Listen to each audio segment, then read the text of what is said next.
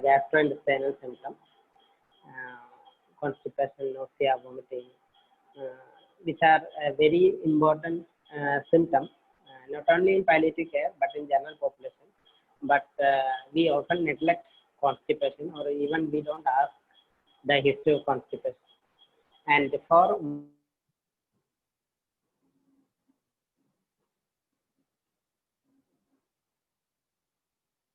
Dr. Sunil?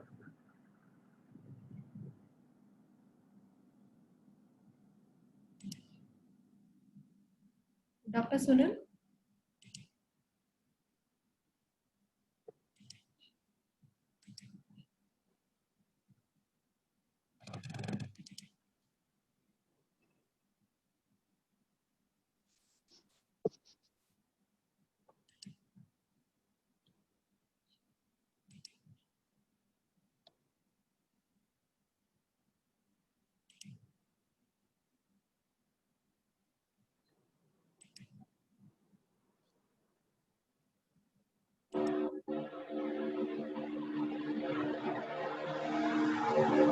I think sir's screen is his network has some issues. Yes, sir. I think I can start here, and whenever sir joins, we can. Sure, sir. Sure, sir. Okay. So welcome Dr. Pankaj to take a session on gastrointestinal symptoms. Over to you, sir. Okay. Thank you so much, Raji, and thank you so much, Sunil, sir. I'm Dr. Pankaj here. I'm assistant professor in Department of Palliative Medicine in Kasturba Medical College in Manipal. So here we are discussing about nausea, vomiting, and if time permits, we will also discuss about constipation in electricity cut and my Wi-Fi got shut. So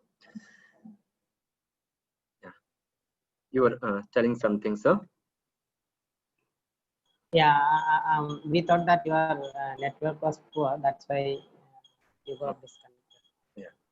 But So yeah. You can continue, Pankaj. Yes, sir. Okay. So I was discussing that how the nausea and vomiting are different. So nausea is usually a sensation that patient feel like there is a need to vomit, and usually referred either at the throat or epigastrium, that may not patient is not able to vomit. So nausea is usually more common than vomiting, especially on those patients who are on chemotherapies or when it is related to the drugs. So, and many a times patients says that nausea is more unpleasant than vomiting. If they have vomiting, then they feel better after that expulsion of vomiters. So vomiting is the expulsion of gastric content that is due to contraction of the abdominal muscle wall and chest wall musculature. And third thing is retching. So retching is some that rhythmic movement of the diaphragm and abdominal muscle, and that may not be associated with the expulsion of the gastric content. So it is important to know the terminology. How frequent it is. So as I said, it is very, very common, and at some point of time, almost all patients complains of some nausea or vomiting. Almost at any point of time, almost 40 to 60% of the patients with advanced cancer reports nausea or vomiting, and almost half of the patients at their end of their life reports nausea, vomiting. It is very common if the patient is on radiotherapy or chemotherapy, but it depends on what part of body is being irradiated, or how big part is being irradiated. In case of chemotherapy, it depends on what is the hematogenicity of chemotherapy. So even with a very good prophylactic medications, almost 1/3 of the patients complaints of a significant nausea. And so, what are the common causes in our patients? So, mm, it can be related to the disease also. So, disease per se can cause vomiting. So, it can be in the cancer or heart failure. There is congestion in COPD. There's chronic cough can cause vomiting. In renal failure, there may be uremia that can cause vomiting. Sometimes it is related to the treatment or medications that are being given for the disease. Sometimes it may be related to the debility that is because of the disease or because of the age. A patient is not able to walk around or the immunity is reduced. So the chronic constipation can cause vomiting. Extreme cachexia or persistent anxiety can lead to vomiting.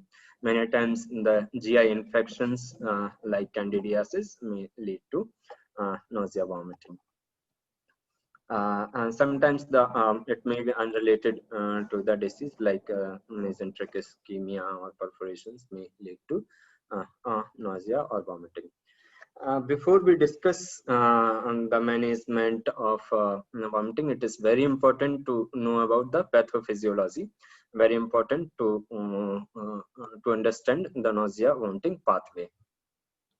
Okay, so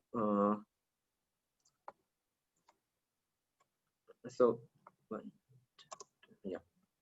So you can see here in the red, in this pink boxes, and these are usually the receptors and the neurotransmitters, and in the blue box, the causes of vomiting.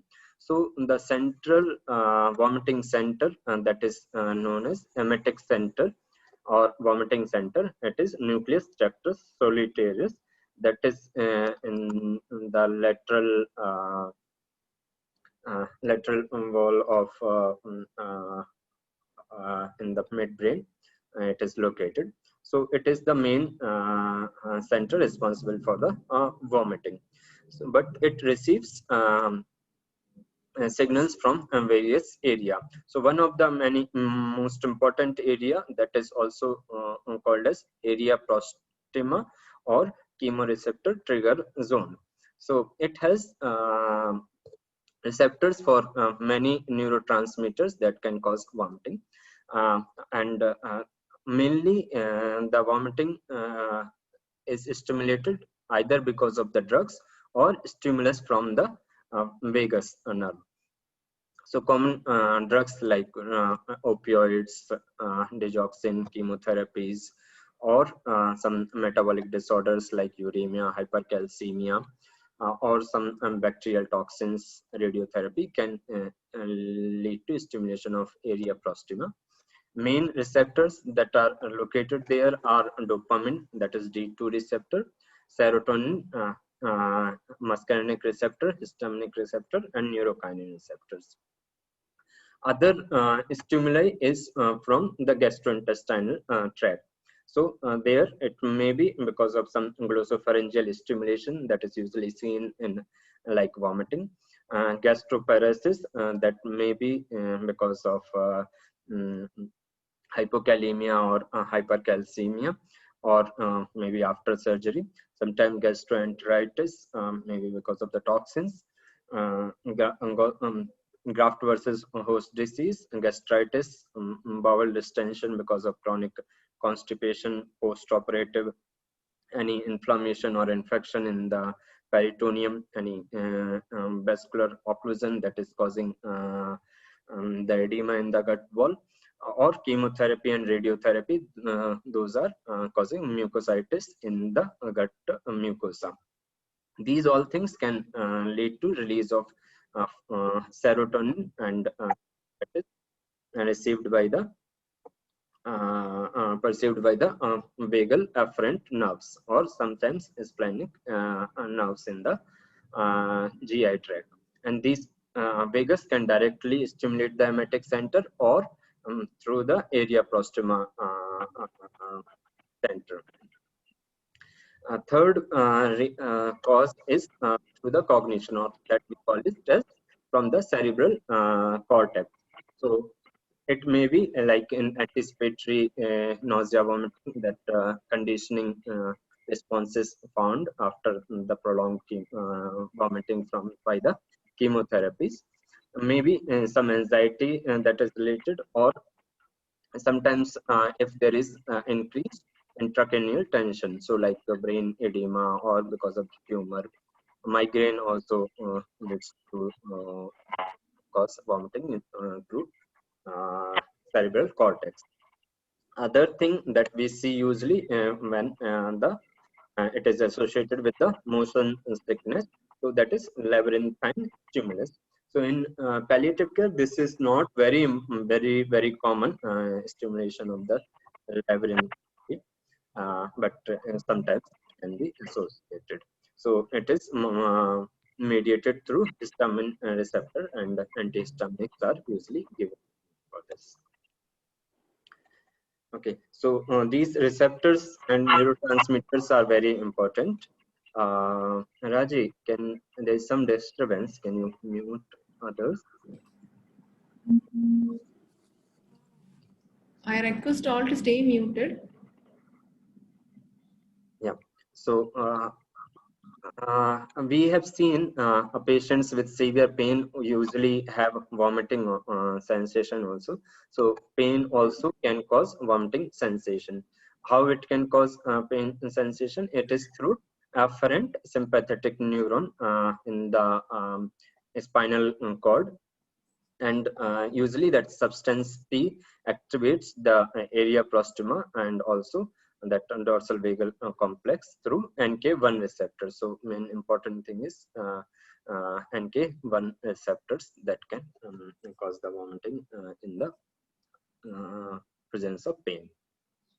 So this I have already discussed, that there are two centers, the vomiting centers, that is mainly in the nucleus tractus solitarius, and area prostoma, that is chemoreceptor trigger zone. So the thing about chemoreceptor trigger zone, I think you already know that it is situated outside the blood-brain barrier, and many drugs can, that even doesn't pass the blood-brain barrier can also stimulate this area and cause the vomiting. It is very important, especially in chemotherapies.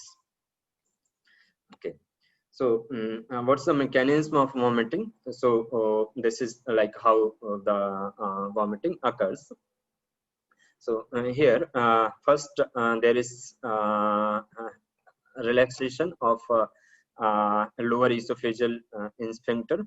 Then there is a retrograde contraction in the proximal and small bowel and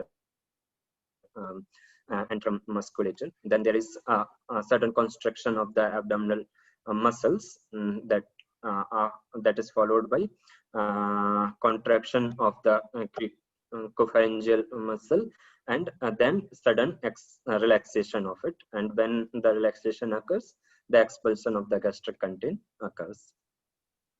So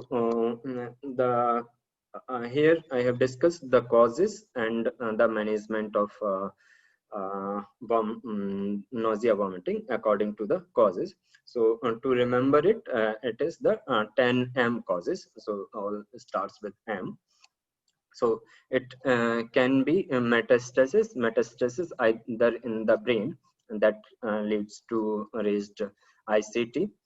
If it is because of the raised ICT, the steroids or mannitol are helpful. So it is very important. Many a times patients presents only with nausea vomiting, and that we have to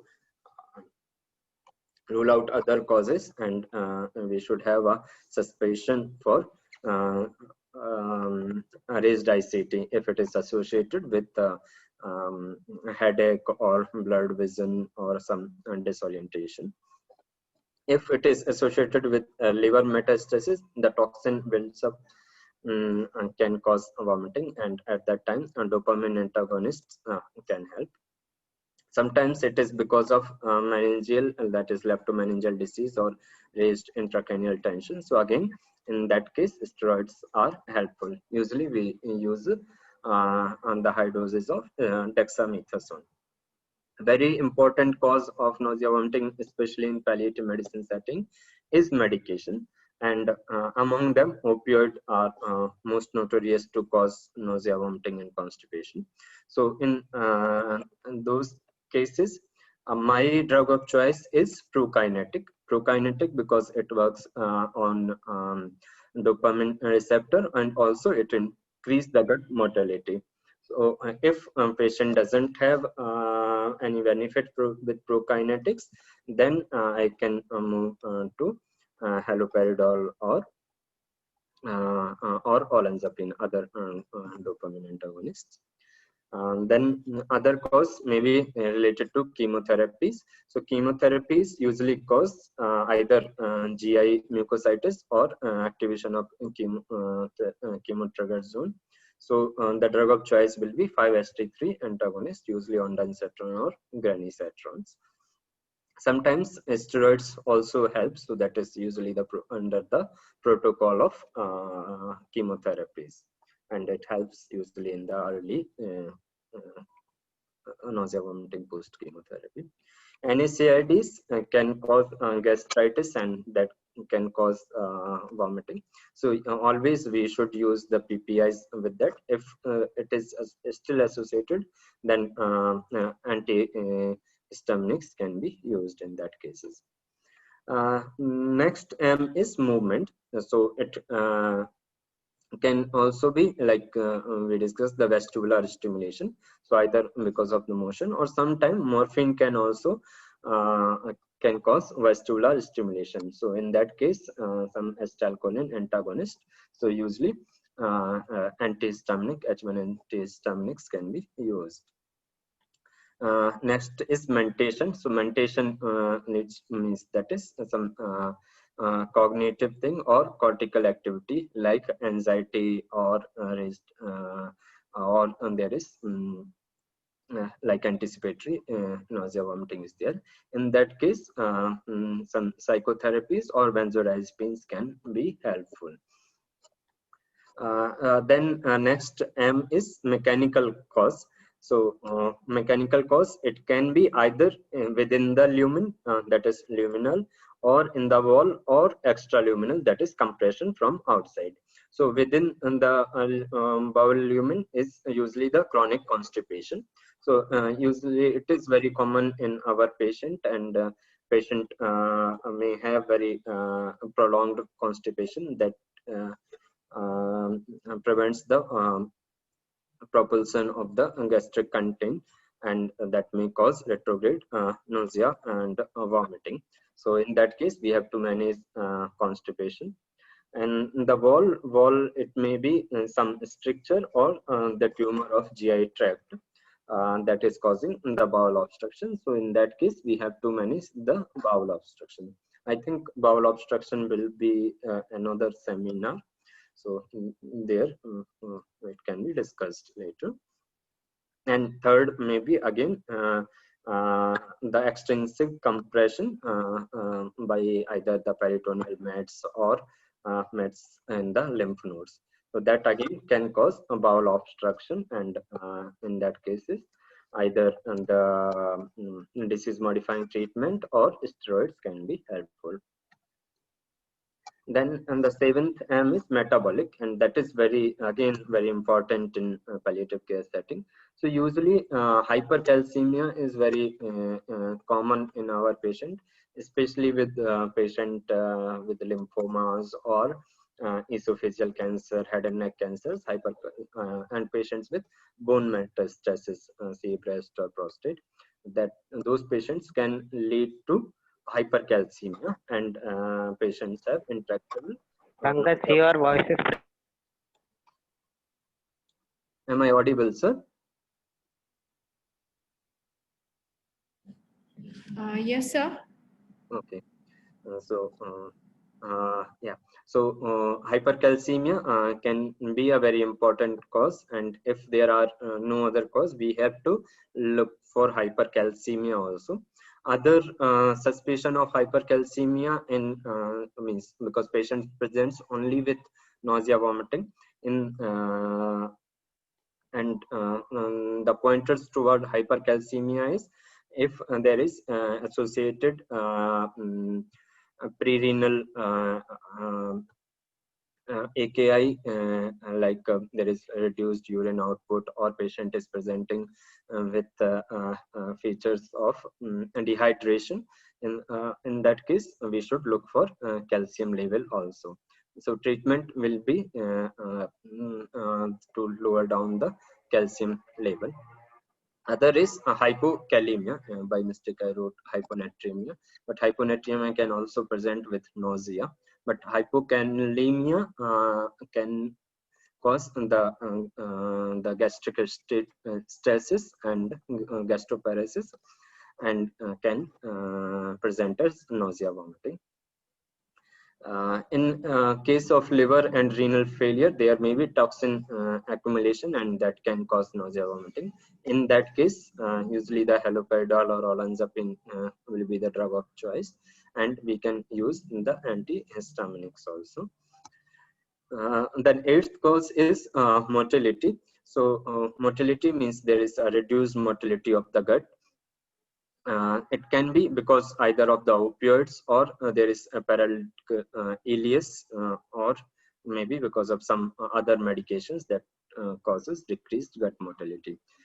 So our drug of choice again will be prokinetic, and sometimes they are small bowel or large bowel gut stimulant laxatives. Then maybe mucosal damage because of the chemotherapies, NSAIDs, or peptic ulcer diseases that can cause irritation to the gut mucosa or gastric mucosa. In that cases, usually antacids or cytoprotectives, or those barrier medications like sucralfate can be used. And then the last cause may be infection also. So infection, we have to look for oral candidiasis, or suspect the esophageal candidiasis, any oral ulcerations in oral cavity that are infected. In such cases, topical antibacterial and antifungal treatment can be used. Routine salt and soda gargles should be used in those suspected cases. Other maybe some GI infections and systemic sepsis should be considered if it is associated with fever or other symptoms of infection. So this was about the causes and the management according to the causes. We will go to okay, before that, some of the important clinical presentations, how we can suspect what can be the causes. So depending on the presentation of the vomiting. So if it is intermittent nausea that is associated with early satiety, and usually that is associated with fullness or bloating sensation after taking the feed, that is suggested of impaired gastric emptying, or there is a gastroparesis. In that case, some prokinetics can be helpful, like domperidone or metoclopramide. If the vomiting is persistent and it is aggravated by the sight or smell of food, and if it is not relieved by the vomiting, then it is usually because of activation of the chemoreceptor triggered zone, and we should see for any drug related causes if it is associated. If there is intermittent nausea and associated with colicky abdominal pain, and associated with obstipation, or sometimes the spurious diarrhea, then we might have to suspect toward the bowel obstruction. So here the nausea is relieved after the vomiting, and usually that vomitus is feculent, and it is either bilious or feculent, and very bad smell, and the vomitus is very large in that cases. If the vomiting is more in the morning time and associated with either the blurring of the vision or headache or some dizziness, it can point towards the raised intracranial pressure. Usually it is not associated with nausea, but sometimes it also can be. So we should not go by the book definition that it is not associated with nausea. Sometimes it may also be.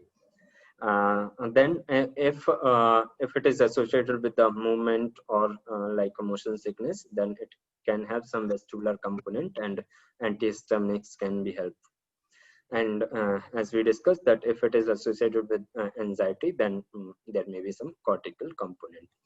And there may be a mix of two presentations or two causes, so we have to go clinically also in that case. Now we will go to antiemetics depending on where it works. So if we go back to our vomiting pathway, we have seen a lot of receptors there, and according to receptors there are some drugs. So it may be related to histamine receptors or acetylcholine receptors. In that case, usually the hyoscine butyl bromide may be helpful, that is antimuscarinic. If it is related to 5-HT2 receptors, olanzapine, that is 5-HT2 receptor antagonist. Aprepitant, that is very commonly used nowadays in cases of chemotherapy associated nausea vomiting, that works through NK1 receptors, and these works at vomiting center or nucleus tractus solitarius. In area prostema, that is chemotherapy receptor trigger zone, the main receptor is dopamine receptors, and the drugs working on that are haloperidol, metoclopramide, or domperidone. Domperidone has main effect on the gut, the dopamine receptors in the gut, but can also have some activity at the area prostema also. 5-HT3 receptors like antagonists are like ondansetron or ganisetron, and in area prostema also there are NK1 receptors present, and aprepitant can be used for that. In the cerebral cortex, there are benzodiazepine receptors and cannabinoid receptors. So in that case, lorazepam or dexamethasone can be used, and nabilone, that is for the cannabinoid receptors. In the gut, if we see the main one are 5-HT4 receptor agonist, that is metoclopramide. D2 receptor antagonist, that is metoclopramide or domperidone, and mortellin receptor agonist, that is antibiotic erythromycin. Anti-secretory, that is especially useful in the cases of bowel obstructions like antimuscarinic or somatostatin analog. These reduces the secretion within the lumen of the gut and can be very helpful in reducing the vomitous content. And so hyoscine and octreotide are the drugs in such cases. To reduce the vagal 5-HT3 receptor blockade, ondansetron or aprepitant can be used, that works through 5-HT3 receptor or NK1. And in the cases of inflammation,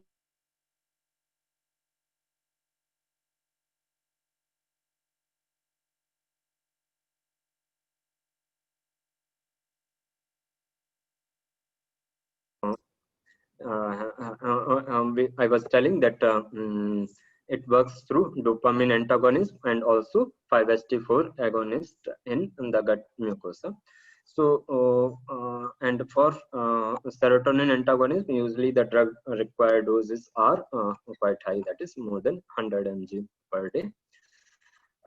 Main work is prokinetic. It works as a prokinetic agent, and that's why it is my favorite drug if I suspect any opioid induced nausea vomiting, or even in other cases also. Here there is a very important terminology, that is dopamine break. So what happens? Dopamine, there is regulation in between the dopamine and serotonin. So the dopamine reduces the gut motility, and serotonin increases the gut motility. So what happens if we use the dopamine antagonist? It will block the dopamine break on the gut motility, and can reduce the nausea because of stress, anxiety, or because of other causes. Usually, in the dose required by for the metoclopramide is higher to block the dopamine break. So we use infusion of around 60 to 100 mg per day to block the dopamine break.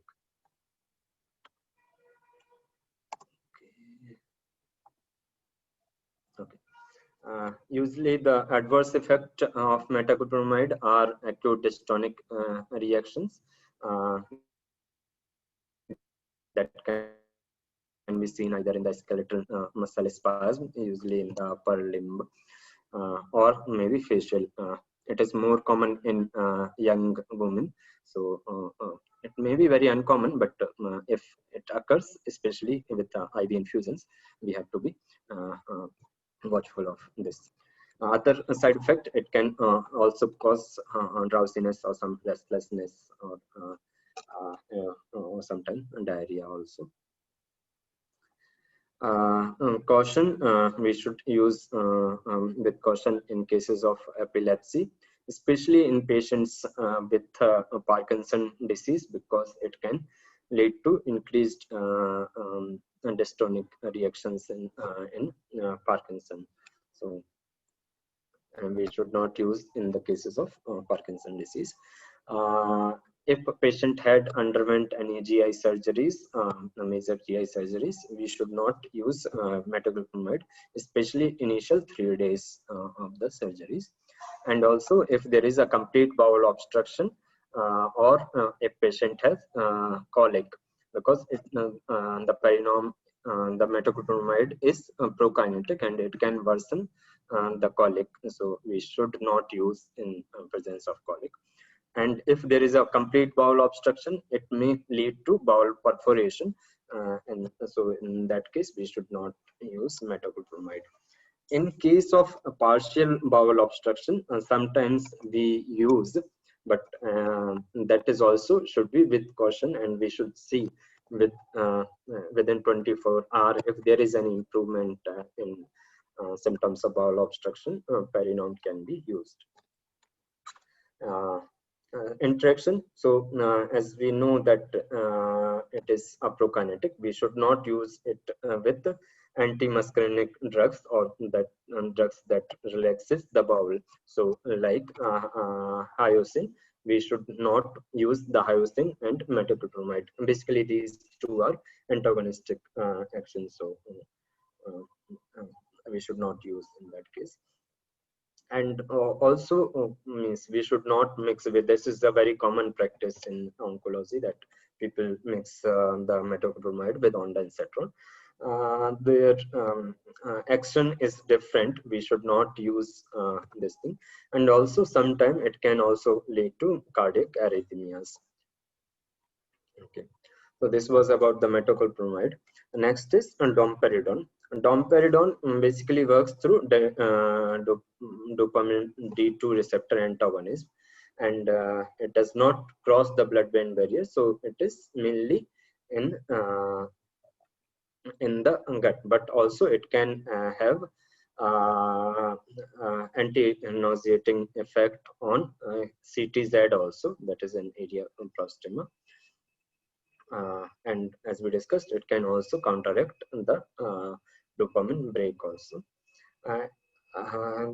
In cases of renal failure, the plasma half-life is increased by around 50%. So we need to decrease the doses in case of renal failure. The better thing is like domperidone usually does not cause the undesirable effect of metoclopramide, so that drowsiness or loss of mental acuity is not there in cases with the domperidone. So commonly it comes in the name of Domestil and very commonly used with tramadol as a prophylactic anti-vomiting drug. The interactions, so interaction, it should not be used with CYP3A4 inhibitors like ketoconazole, erythromycins, SSRIs, and macrolide antibiotics. So if we are using azithromycin, we should not use domperidone in that case. Also, domperidone can also lead to increased risk of QT prolongation and sometimes Torsades D pointers, especially if it is used with CYP3A4 inhibitors. And then again, as it is a prokinetic drug, we should not use in the cases of surgeries or if there is a bowel obstruction. The main adverse effect is it can cause galactorrhea, gynecomastia because of the increased prolactin secretion, and can lead to reduced libido. Really, it also can cause pruritus or headache. Colic, it can also cause colic, but it is lesser than the peridone. Then the ondansetron, and this is the favorite drug used by the oncologist. So you can see very commonly in the patients with cancers that patients are on ondansetrons. So ondansetron work as an antagonist to serotonin receptor, that is 5-HT3, that is on the vagus nerve. But it can also work in the vomiting center and area proxima also. So the common side effect of ondansetron is it can cause lightheadedness or dizziness. Very infrequently it causes any dystonic reactions, but we have to be watchful if there is any deranged LFTs. In that case, we should reduce the doses of ondansetron, or should be a bit cautious in case of liver failure. As opposite to prokinetic drug, 5-HT3 antagonist can reduce the gut motility and can cause the constipation. So that's why it is not very commonly used in palliative care setting, but it should be used when it is associated with the drug that is causing stimulation of CTZ. Other thing is we have seen very commonly that it is used along with tramadol to counteract the vomiting side effect of tramadol, but it should not be used because ondansetron reduces the analgesic effect of tramadol. So in such cases with tramadol, I usually use the either metoclopramide or domperidone with tramadol. There are other group of medications like haloperidol and olanzapine. These usually works centrally and are a favorite in case of either when it is associated with bowel obstruction, the nausea vomiting associated with bowel obstruction, or associated with opioids. So because it works at the central level, it does not affect the motility of intestine. It does not reduces or neither it increases the colic. And so typical, so it works through pure D2 receptor block in the area proxima or in the vomiting center. Usually drug dose is 0.25 to 2 mg. Can be repeated every 8 hourly. Olanzapine can have antagonistic effect on D1, D2, or D4, and also on serotonin receptors. Usually dose is 2.5 mg to 10 mg per day. Then other drugs that are used are steroids. So steroids are used very useful in malignant bowel obstruction, vomiting because of raised intracranial pressure, and also because of chemotherapies. The possible mechanism, although it is not clearly known by how the corticosteroid works, but it can cause the depletion of GABA stores in the medulla. It can reduce the permeability of blood-brain barrier. So the vomiting because of activation of the emetic center. And also it can cause the inhibition of enkephalin release in the brain stem also. So usually in the doses required are 4 to 8 mg, but if it is because of malignant bowel obstruction or raised ICT, we can use up to 16 mg per day. Octreotide is to reduce the gastric secretions, and usually it is used subcutaneously or IV as 100 to 200 microgram 8th hourly. Hyoscine, same indications as octreotide. Cannabinoids are not very commonly used, but it has been found that these are very effective in chronic or persistent nausea, vomiting. Benzodiazepines, if it is associated with anxiety, as we discussed. So cannabinoids. So cannabinoids, it works via agonists. These are agonists to cannabinoid receptors in the area of stomach, vomiting center, or in the dorsal motor nucleus in the brain stem. How much? Okay, I think we are running out of time. We thought we will cover the constipation also, but we will not be able to do constipation. We will finish the nausea, vomiting now. Okay. So important here, I will just discuss in brief about the opioid-induced nausea, vomiting. So it is very, very common if the patient is on opioids to have the nausea and vomiting. So either it can present as nausea or vomiting with either means even with weak opioids or strong opioids. So tramadol very commonly causes nausea, vomiting. Morphine very commonly causes. Fentanyl can also cause. Usually in the tolerance, they develop tolerance to nausea, vomiting after using it for some days to weeks.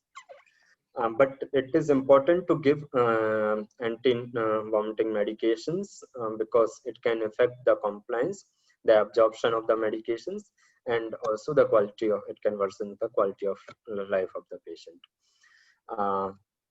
So pathophysiology, it is because opioid can increase the vestibular sensitivity or can activate the CTZ through the receptor pathway. It can decrease the gut motility and causing the stresses there, and also very less it can suppress the vomiting at very high dose, and but the nausea can still be there, so patient may have nauseating sensation there. If the patient have a very severe nausea, vomiting, we should consider the titration or rotation of the opioids. So if a patient has severe nausea, vomiting with tramadol, tapentadol can be used. If a patient is having side effect because of morphine, then fentanyl or some other strong opioids can be used. In cases of very severe or persistent nausea, vomiting, specific opioid antagonist like alpha-methyl naltrexone can be used, but it is very rarely used, and especially in India, it is not available in most of the centers. Then, as I said, the drug of choice is haloperidol or olanzapine can also be used. My drug of choice is metoclopramide. First line drug would be metoclopramide for me.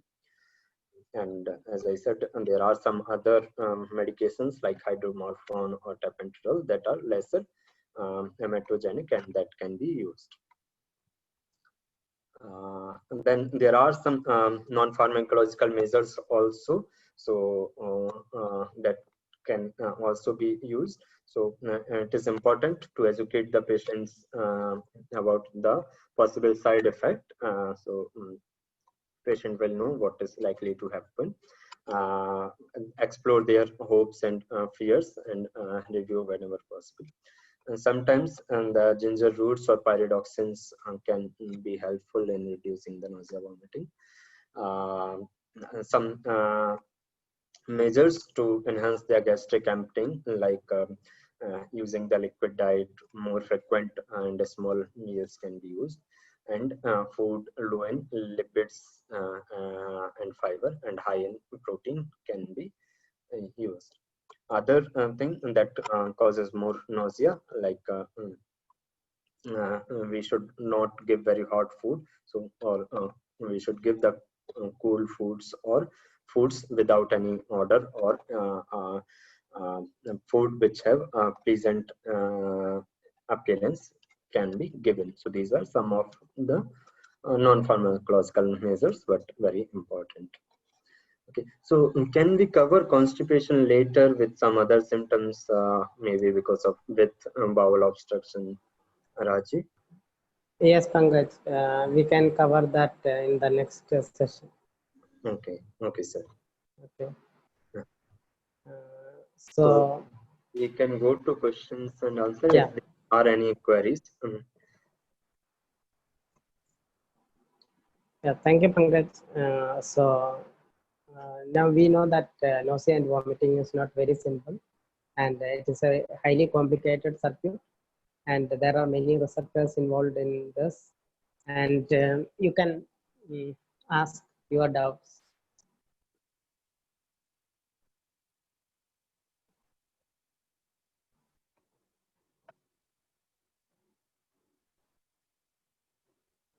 Anybody?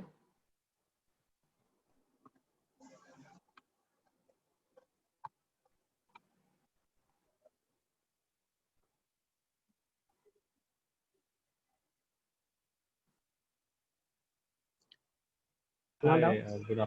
I just want to say that it was very detailed and very good presentation by Dr. Pankaj, and he walked us through the entire vomiting and nausea setup. It's a shame that time is over, but I would have expected constipation to be over too. So, good presentation. Thank you, Dr. Ahmed. Mm.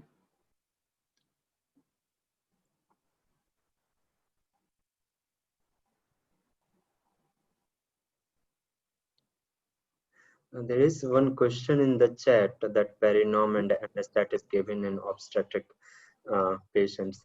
I'm sorry, I don't have any clue about the obstetric practice, but in cases of in palliative medicine, we usually avoid this combination. Okay. So there is another question is the use of domperidone, when to use the domperidone and when to use the ondansetron. So as we discussed, these two are completely different entities of drugs. Domperidone is a prokinetic drug. So, and ondansetron is ondansetron works on 5-HT3 receptor.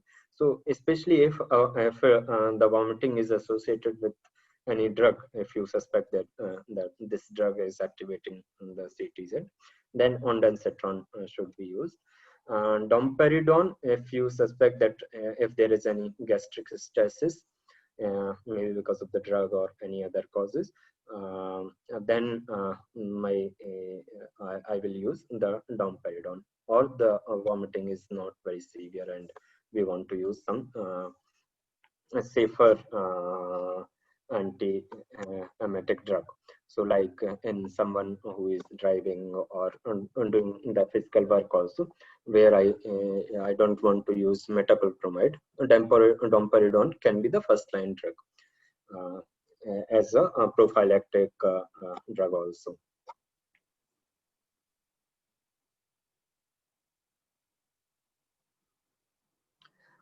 Is there any injectable form of domperidone? Sorry, I am not aware of any injectable form. As far as I know, there are only oral tablet comes, but its bioavailability is quite good, so that should not be a problem.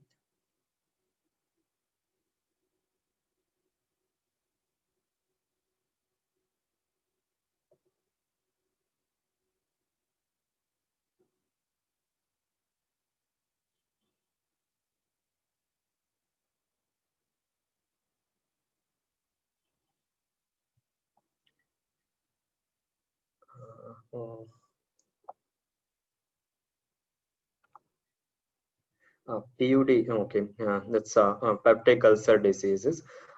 Okay, yeah, domperidone is very commonly used in those cases, yeah, and it makes sense also to use domperidone in cases of PUDs because the irritation is mainly in the gut, and many a times because of irritation in the gut mucosa in peptic ulcer diseases, there is the stress is associated with that, and domperidone can be used in such cases if there is peptic ulcer disease, and it's a common practice that people use it along with pantoprazole. Usually I will not prefer to use with pantoprazole or any other drugs because the action is very limited of domperidone.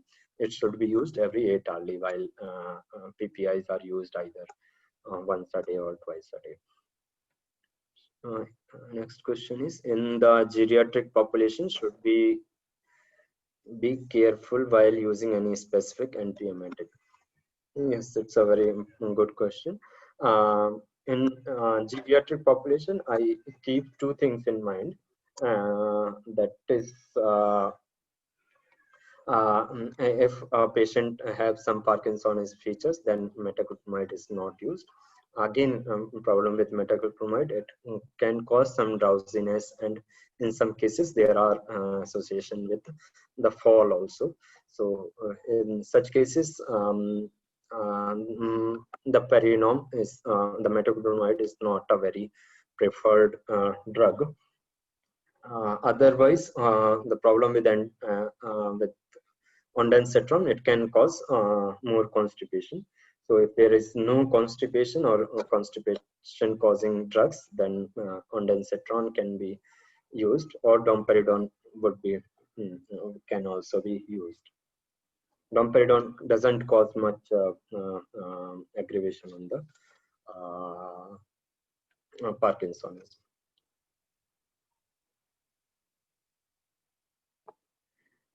Pediatric population, domperidone not advocated. I'm sorry, I'm not very sure, or I don't know about that. Whether it is used in pediatric population, but I have to see that. Okay, other question is, in post-op patients, when tramadol is given, then domperidone can be given later or pre-op. It depends on what surgeries we are using, we are doing. Usually, like tramadol, if it is given post-operatively, we can give just before giving the injectable tramadol in that case. If a patient can take orally, then you can give domperidone. Otherwise, injectable Perinom can be given. Only thing, if a patient is undergoing the gut surgeries, I will not use the metoclopramide. In that case, ondansetron can be given. Dr. Sandeep, can you tell us why domperidone is not used in pediatrics?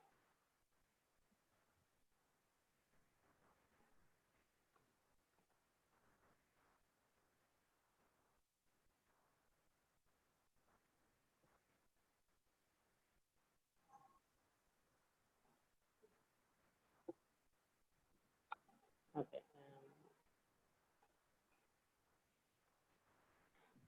Dr. Sandeep, you wish to answer it, sir?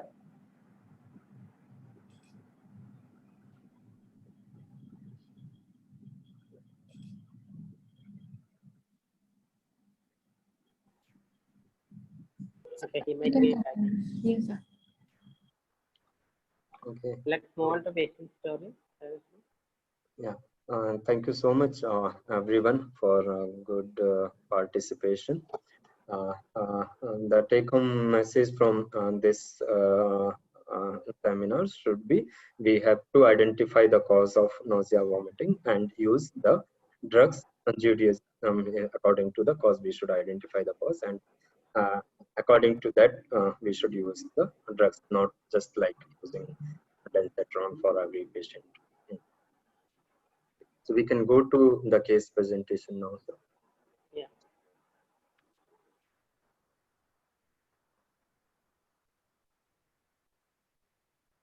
So today the patient story will be presented by Dr. Adul. Adul, Good afternoon, sir. Is it audible? Yes, you yeah, are. you are audible. Okay, thank you, sir. Good afternoon, Pankaj sir, Sunil sir, and Rajalakshmi, and all the technical team. And thank you for this opportunity for presenting the case. Today I'm going to present about a patient of stomach cancer. She is a 54-year-old female. And next slide, please. She presented to us with complaints of vomiting and fever, abdominal pain, and constipation. Vomiting was like multiple episodes per day, and it was immediately after food or water itself. And the vomitus contains yellowish, sometimes bilious vomiting, and rarely history of hematemesis also there. And the fever was high grade, like 104 degree Fahrenheit. She complained of abdominal bloating, and abdominal pain was like occasional, on and off, not really associated with vomiting. And she had a history of constipation since 1 week, and she was not a known case of diabetes or hypertension or like thyroid or something, and she didn't have any surgery in the past. Next slide, please. On examination, she was like moderately built and nourished, and she was severely anemic, and vitals were stable except for temperature. She had 104 degree Fahrenheit, and on systemic examination, per-abdominal findings were like the abdomen was mildly distended, and diffuse tenderness was present, and visible gastric peristalsis was not found, and there were no signs of guarding or rigidity. And the clinical impression was like gastric outlet obstruction. Next slide, please. The treatment and investigations she had, she was apparently normal before December 2018. Then she developed this abdominal pain, which was vague, and she had anorexia. She didn't consider her symptoms serious, and she took antacids and local medications. And when the symptoms worsened, she went to tertiary care center and medical college. There an extensive workup was done on her, and she was diagnosed to be suffering from stomach cancer, adenocarcinoma of stomach. Staging was T4, N0, M0, and it was inoperable. But the team started her on chemotherapy for 3 cycles to reassess if there is any possibility of surgery. And after 3 cycles, when the tumor didn't shrink or it was still inoperable, she was continued. She was changed to palliative chemotherapy with capecitabine, and 2 units of blood was transfused few days back. Next slide, please. The psychosocial aspects. She was a homemaker, and she belonged to lower socioeconomic class. Her husband was a coolie. She had 2 daughters, both of them were married, and 6 grandchildren in total. She was fully aware of her illness, and she had already accepted it. And she belonged to Hope Rumbold Order 2, Hope Beyond Recovery. She knew that there is no recovery or coming back, and she was wishing for a peaceful death. Daughters and son-in-laws all were very caring and affectionate towards her, and they were able to empathize on her condition, and they fully understood about her and her prognosis also. The 2 daughters devoted all their time in taking care of their sick mother. Though she wished her daughters to be with her always, she was also worried them not able to take care of their respective families. Next slide, please. Medications, we started her on IV fluids, and empirically injection ceftriaxone was started. Then we started on metoclopramide, Rantac, and to control the fever, we started her on paracetamol infusion and suppository. And she was already taking morphine 10 mg tablets, and we added syrup sucralfate also, but it was stopped due to because of the vomiting complaint. And bowel enema was given on next day after coming, and constipation was relieved, but the vomiting still continued to persist. And we tried various medications, like we increased the frequency of metoclopramide, and we added Emiset after decreasing Perinom. Then Buscopan was added, and as Pankaj sir was telling, Perinom and Buscopan should not be added together. Perinom was stopped, and then Buscopan was added. Then Olanzapine was also added, and corticosteroids was tried last because of the potential risk of GI bleeding. And but since vomiting was not resorting to any other drugs, we started her on dexamethasone 8 mg IVOD. Next slide. After starting steroids, her vomiting finally improved, but still she continued to vomit. And the main problem was that the patient was not willing for any PEG or a Ryle's tube or feeding gastrostomy or anything. She did she continued to vomit, but she had a life with some quality at least. And her concerns was about her daughters and family, and she wished to be with them always. And she didn't wish to get admitted in an ICU setup, fearing she may not be able to see her family. And she was also concerned about the family financially, and she didn't want any family to spend more money on her. Next slide, please. Summary, the patient presented to us with a refractory vomiting, and we tried various medications, and finally patient showed some improvement, and she was discharged on her request, as she wished to spend her last days at her home. And vomiting still remains to be one of the most difficult symptoms to manage, as Sunil sir and Pankaj sir have already explained. And patient's psychosocial aspects were well taken care of, and she was made sure that we will try our best to improve her symptomatically, and she was ensured that she will always be allowed to be with her family. And after getting discharged, she survived for 2 more months and she passed away on April 4. Next slide. Discussion points: how to manage a vomiting which is refractory, and how to rule out any differential diagnosis, and how to handle her concerns. The main differential diagnosis we had was acute pyelonephritis, which also has refractory vomiting. But the points against it were the urine routine and counts were normal, and the patient had only 1 episode of fever. And after starting that empirical antibiotic, the patient didn't show any improvement in vomiting, and there were no urinary disturbance. So pyelonephritis was ruled out, and the vomiting was finally confirmed to be of malignant origin. And we tried various drugs, and finally when it showed some improvement, the patient asked for discharge, and she was given discharge. If the patient was willing for any Ryle's tube, we could have done continuous drainage using a Ryle's tube, or if the patient had opted for a feeding gastrostomy or jejunostomy, she should be given more treatment options. But the patient didn't want any of those. She continued to vomit, but still she had some quality of life, and she expired 2 months after getting discharged from here. Thank you so much, and if you have any queries, please. Thank you, Atul, for this patient story. Thank you, sir. So let's be the previous slide.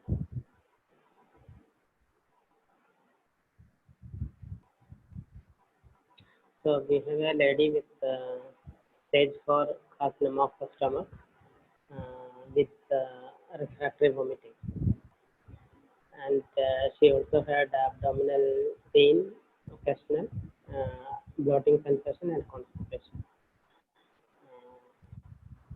So they have tried the available antiemetic, and she didn't had very good relief. But with olanzapine and dexamethasone, she had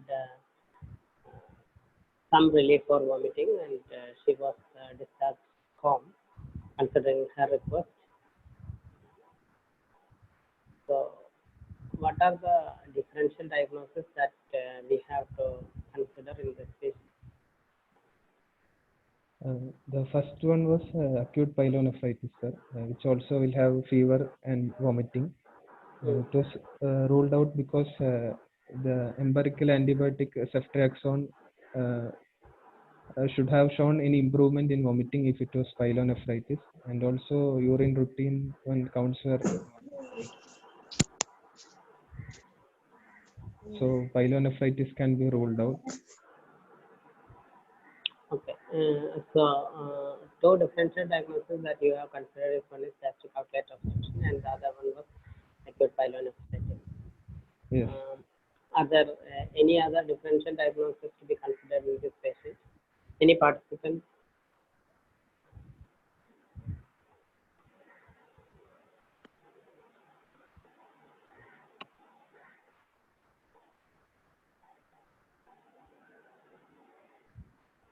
Anybody?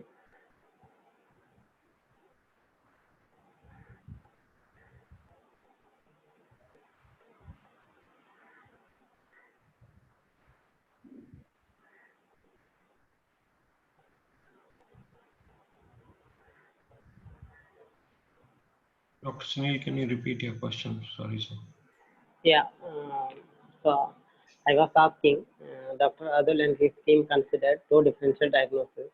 One is gastric outlet obstruction and the other one was acute pyelonephritis. Do we have any other DDs to be considered in this patient story?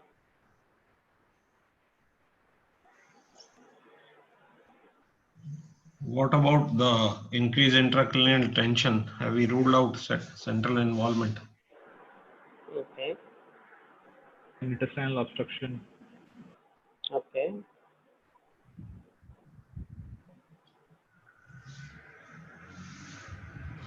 So Dr. Krebsky says obstruction should have been ruled out first before starting metoclopramide. Okay. So another added DD came up was increased intracranial tension. Pankaj, do you want to consider any other DDs in this patient?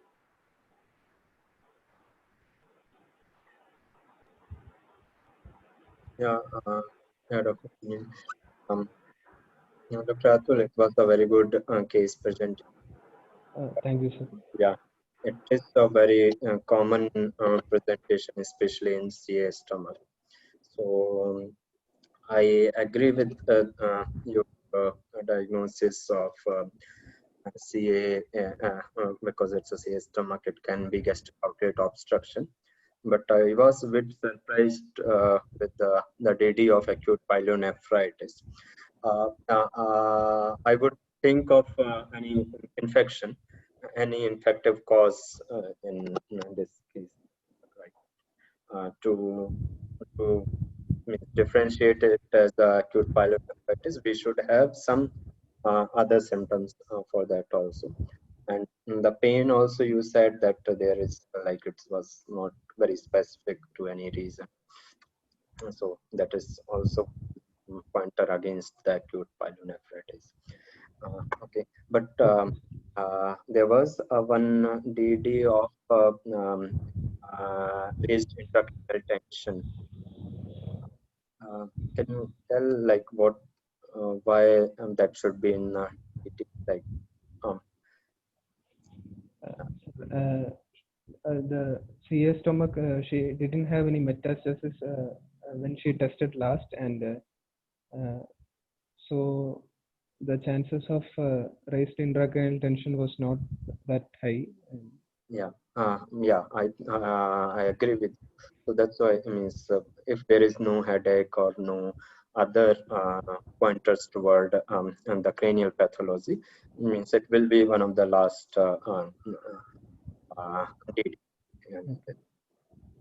So, okay. Other differential diagnosis here may be like there is any stomach pathology also, apart from the gastric outlet obstruction, like infection in the GI tract, or also can be like any ulcerations also can cause such vomiting and fever also, isn't it? Yes, sir. Okay. Yeah, metabolic role also. So metabolic usually we see if it is a refractory. In this case, we had used the medications and we were not able to find the cause. My way means we haven't gone that side. So how should we approach this patient? How should we approach in this? We will discuss. Then we will come to electrolyte imbalance.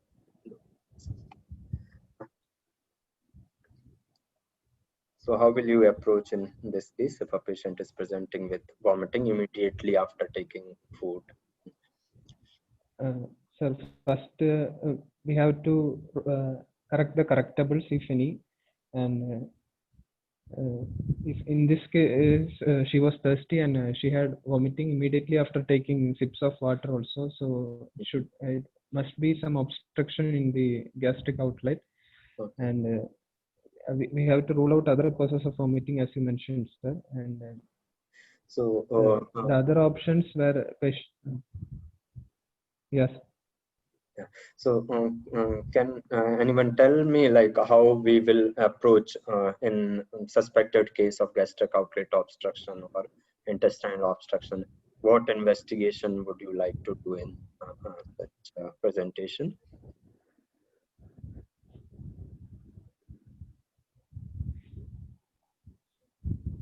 Anybody? What are the, or what will be the contrast enhanced CT will be okay. anything? Similar investigation?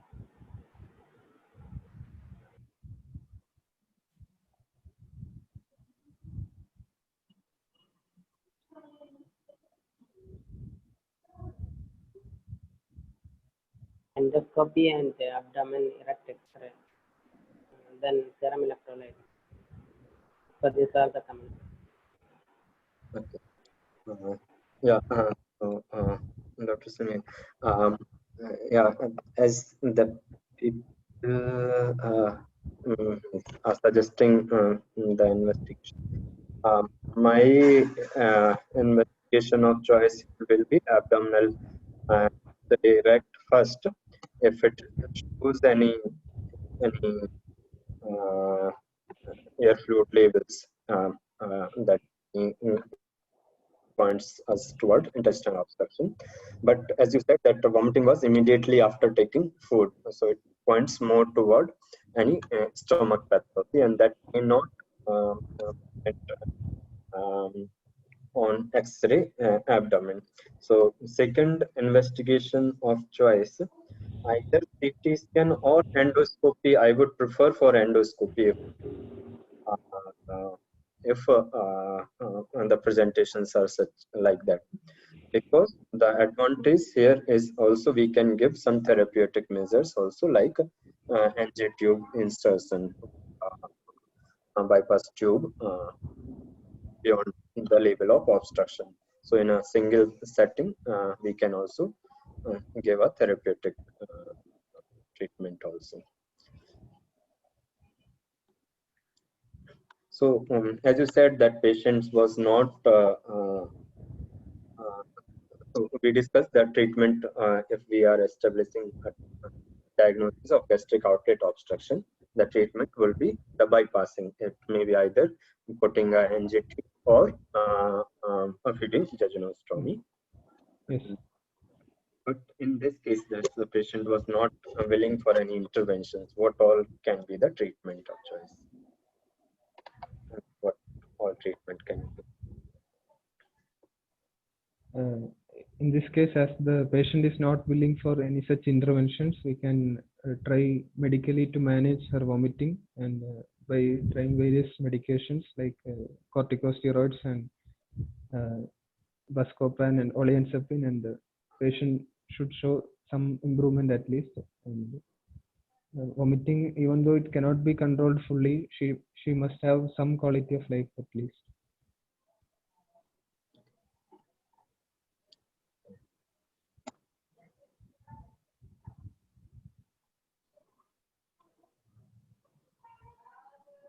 Pankaj, the problem with many of the palliative care units will be these patients are from a peripheral area, and they may not be going to spend many more on a patient who has a CNM.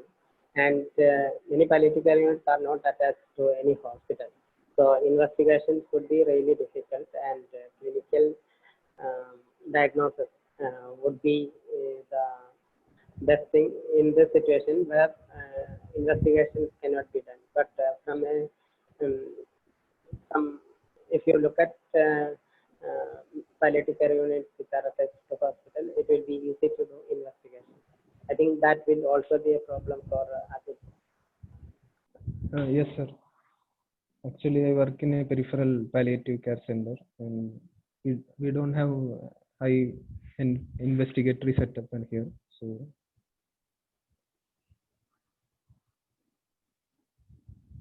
Yeah, I agree with you, Dr. Sunil and Dr. Arthur.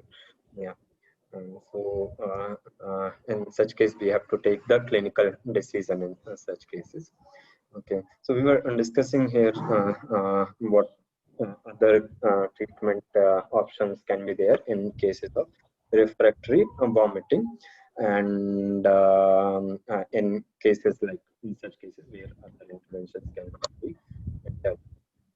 So, how to reduce the vomiting? These cases are extremely challenging. It is definitely very difficult. Um, yeah, using steroids means I will be hesitant to use the steroid initially, as you did, because the patient was anemic and sometimes there was coffee colored vomitus also. So there may be some vomiting associated also, and dexamethasone can increase the vomiting. But yeah, if nothing else is working, steroids will should be used because the patient's quality of life is also important. But with a very good PPI cover and using sucralfate in such yes, case. sir. Yes. I don't remember whether you were using haloperidol or olanzapine, because that will be my drug of choice in this. Olanzapine we used, sir. Yeah. Yes, olanzapine was used. So that will be my drug of choice in this case. Olanzapine or haloperidol, because both comes as a dispersible tablet, and olanzapine can comes as a mouth dissolving also. But I would increase the dose of olanzapine also. For feeding, that again the patient is not willing for any tube feeding also, or using gastrostomy, that will be a challenge. So we had to discuss we will discuss this with the family. That will be a concern for the family. If family agrees for even the venting NG RT feed, even that would be helpful to reduce the patient's vomiting. So we have to have multiple session of counseling with the patient and the family members, that why it is important and what we will achieve after putting the tube. Okay. So, Dr. Sunil, sir, would you like to add anything else? Okay. So olanzapine actually has multiple actions on multiple acts on multiple receptors, and it blocks many receptors, B2, H1 receptor, then muscarinic receptor, 5-HT3 receptor. So it's a broad spectrum antiemetic. If it is in West, they will use levomethomycin, which is not available in India. So olanzapine is a broad spectrum antiemetic, and olanzapine and dexamethasone combination is usually what is used. And if it is not doing any good with dexamethasone, it needs to be stopped. Olanzapine can be continued, but I think the route of administration will also be important in this case, because the patient is vomiting. So if you are giving anything orally, then it may not be retained. So that will be also another problem. And if you want to reduce the quantity of vomiting, you have used injection Buscopan, 10 milligram BED. But I think we can increase the dose definitely, because 10 milligram BED is not going to be enough. So the volume of vomiting can be decreased by increasing the dose of hyacinth butyl bromide. Yes, sir.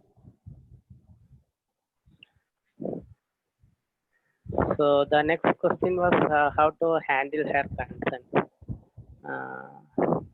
So what were her concerns mainly? Others are spending money on her. Yeah, she wished to be with her daughters always, and she was afraid that if she get admitted in ICU setup, she won't be able to see her family. And she wanted them to be with her always, and she knew there is no recovery for her, but she wanted to die with when her daughters are with her. Okay. Pankaj?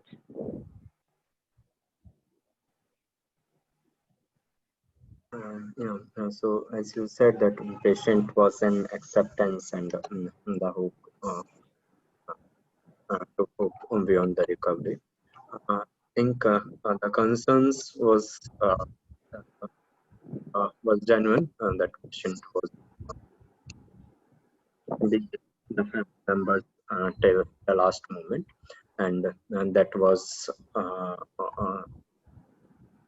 patient went home also. But I think arranging a home care or palliative care at home. Yes, sir. We had home care to her home also.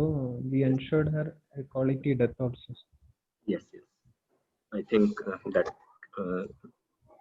that would be a good palliative care for the patient.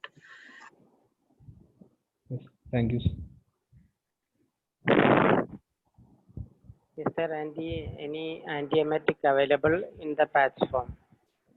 Pankaj, do you know any antiemetic in the patch form? I cannot think of any patches that are available.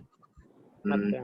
Yeah, we never used any such patches. Scopolamine patches are available, but that is not used for reducing the vomiting. Neither to reduce the gastric content also scopolamine. So, means Is it available in India? I think it is available, sir, in some centers. I haven't used any time. I've heard of it, scopolamine, but should not be used. Means we have to go to the literature. It Otherwise, crosses I'm not. blood-brain barrier.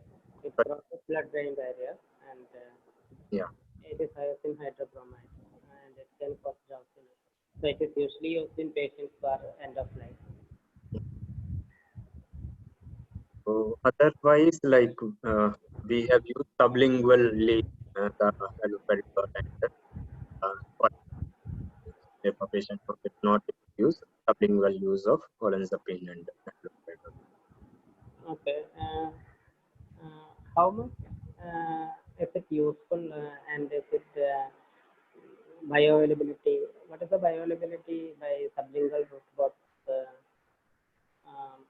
olanzapine as well as haloperidol? Is it practically will it give practical concentration in the blood after sublingual administration? Mainly our uses means because it comes as a more dissolving medication.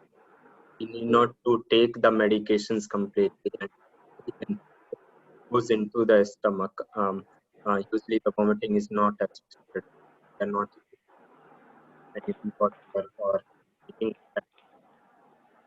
So I'm not sure about the absorption. It has been found useful. Okay.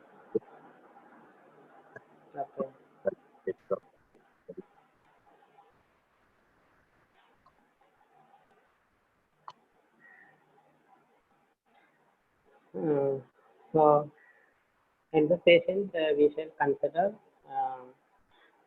gastric outlet obstruction, any GIT infection, and increased intracranial pressure. All these as differential diagnosis, and also electrolyte imbalance. And investigations you might do to understand would be an abdomen erect X-ray, and if possible, other costlier investigations if needed, considering the patient's general condition and the disease, the stage of the disease.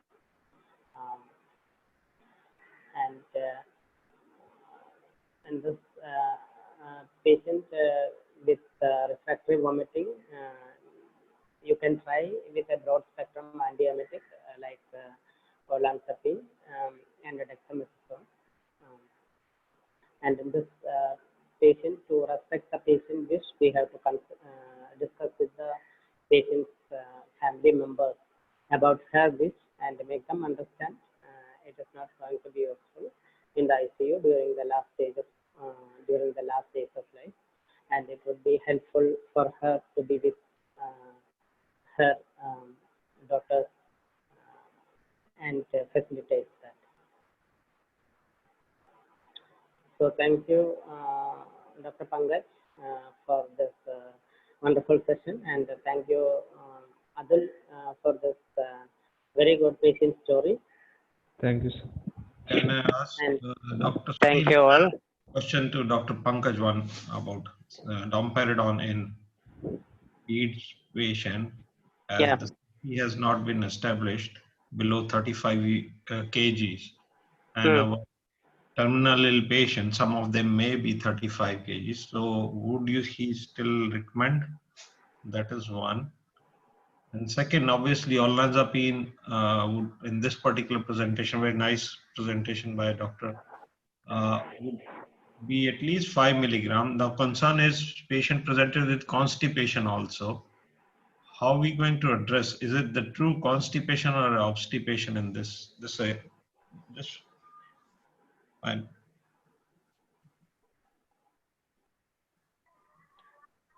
Adil, what have you done for the constipation? Sir, we did a rectal examination, and we found the rectum to be ballooned, and we gave a bowel enema, and the constipation got relieved, sir. Okay. So about domperidone, I don't know. Pankaj also told he's not very experienced, but I have seen pediatricians using domperidone, then metoclopramide. So I'm not very sure about the dosage, and you have also talked about weight, etc. But I'm not. I don't know about that. I'll just share. I'll just share. It's not. Yeah. It's contraindicated below 2 years of age, domperidone. Okay. Okay. And any child below 12 years or less than 35 kg, it to be used with very cautious because the safety profile in 2014, it has been established. So that was the reason. Okay. Thank you, Dr. Sandeep. So thank you all, and I request all of you to please fill in the feedback form.